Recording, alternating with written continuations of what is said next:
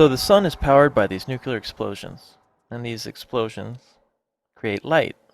And what I'm doing through the use of a lens is converting that light back into this kind of fiery energy.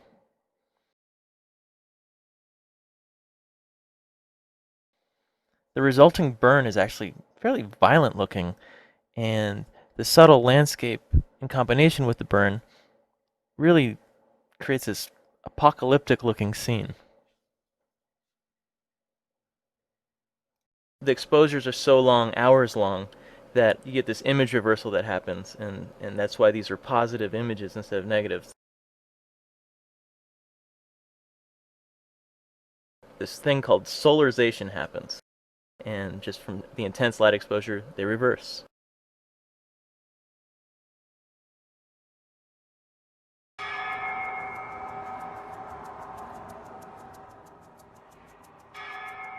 Between 1992 and 2001, just before the attacks of September 11th, I made 34 visits to photograph at 25 weapons and command sites in 20 different states in the South Pacific. This is the conference table for the Joint Chiefs of Staff at the Pentagon in Washington, D.C. The chair you see belonged to Colin Powell, who was chairman at the time. The young men in this photograph are launch control officers, also known as missileers. They're having a briefing before they depart for their shift in the underground launch control center, where they will have their fingers on the buttons of 10 Minuteman III multiple warhead missiles. The vehicle we see here is a transporter erector vehicle. It's installing a Minuteman III missile after routine maintenance in Colorado.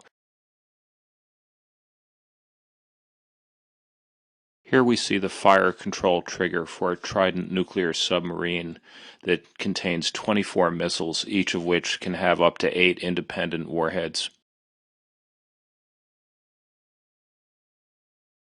This is debris from an old Minuteman missile test-launched as a target for missile defense research. The launch was aborted and flaming debris rained down on Vandenberg Air Force Base in California.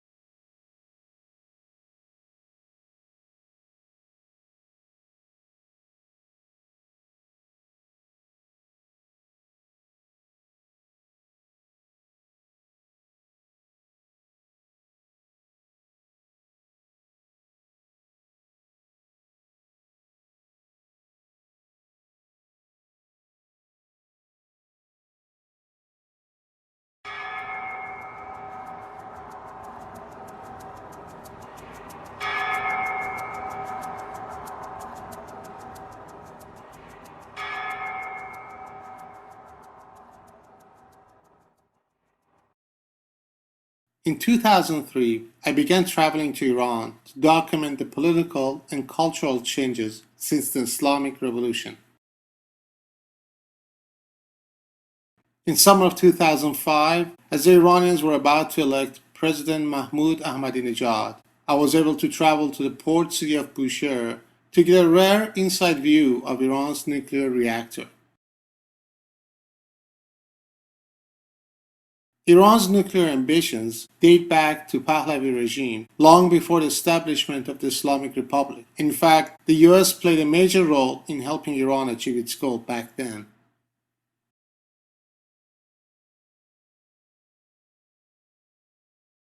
Various intelligence reports suggest that Iran's post-revolution nuclear know-how was obtained through Pakistan's nuclear father, Khan. However, the Russians have redesigned and are building the reactor in Bushehr.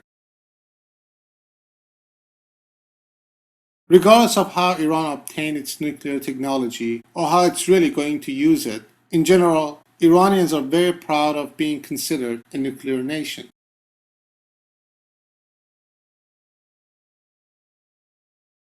Members of Basij and other conservative groups consider Iran's right to achieve its nuclear dream as a God-given right.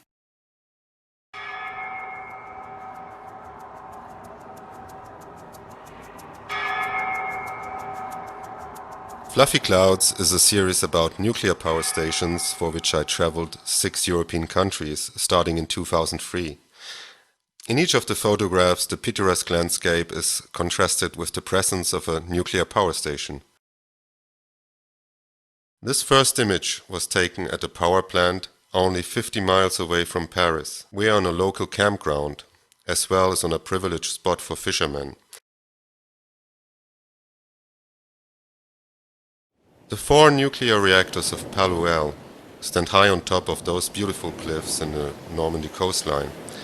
The spot reminds me in an ironic way of the sceneries depicted by 19th century Impressionist painters. Here we are on the beach at Penly, which is home to another power station, very close to the one we saw before. This is on a very hot Sunday, and the spot was crowded.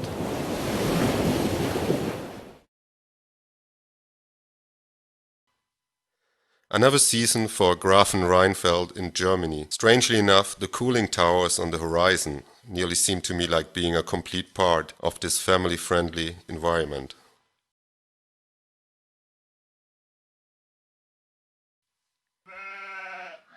Wilfa is on the Welsh island of Anglesey, lying in the Irish Sea. Except for its power plant and an aluminium factory, Anglesey is more attractive to tourists and sheeps than to industry.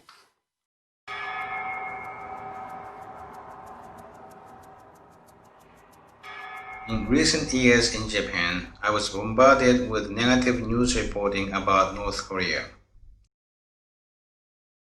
There was a testing of a missile by North Korea, one of which flew past Japan and into the Pacific Ocean, literally flying over the heads of the Japanese people.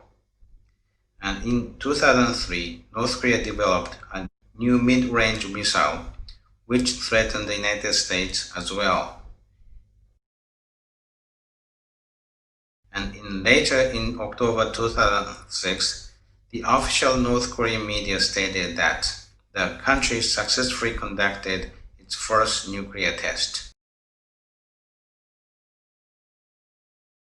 What I heard about North Korea was all terrible stories. Stories about their people starving and dying on the street. Stories about people being abused and brutalized by its police. And stories about North Koreans being ignorant due to the lack of outside information.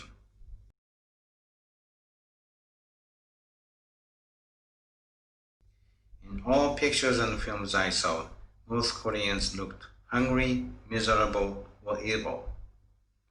Why was this so? I was puzzled and intrigued, and I felt a need to investigate North Korea with my own eyes.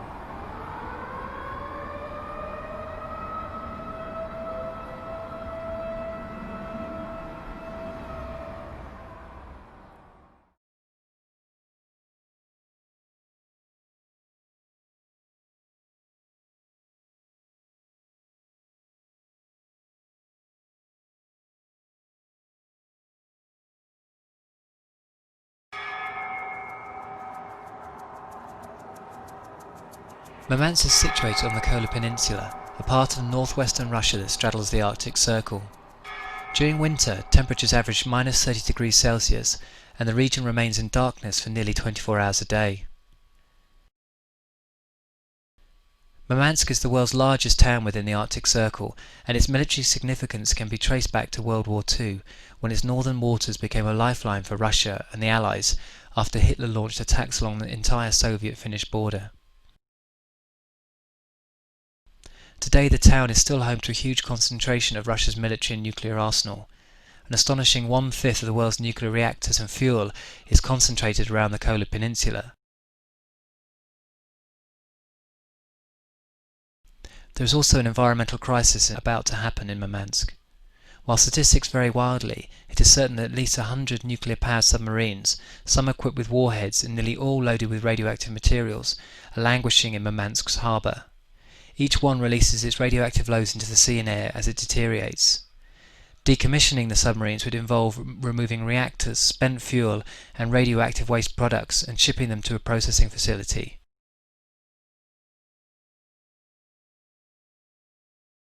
The area, as some commentators have noted, is a nuclear dustbin, a Chernobyl in slow motion. It was only recently that radiation levels ceased to be read out on Murmansk's radio, along with a weather forecast.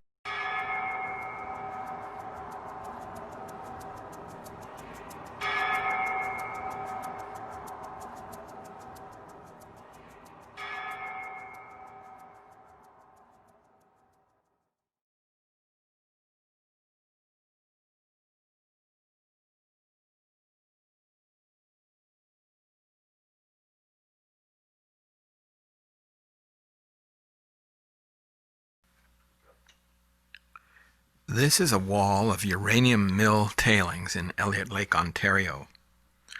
A mill crushes the uranium ore and removes the uranium from it. The leftovers are discarded, but they contain, among other things, radioactive radium, thorium, and radon gas, which pose a hazard for people and the environment for hundreds of thousands of years. This is one of the world's richest open-pit uranium mines. It's called the Gartner Pit and is part of the Key Lake mine in northern Saskatchewan.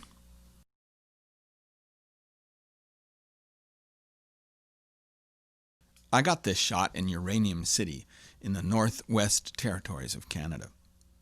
The foreground is littered with uranium core samples taken out of deep rock. This sign near Grants, New Mexico, warns people of the invisible dangers of old, long-lasting, radioactive mine and mill wastes that litter the landscape.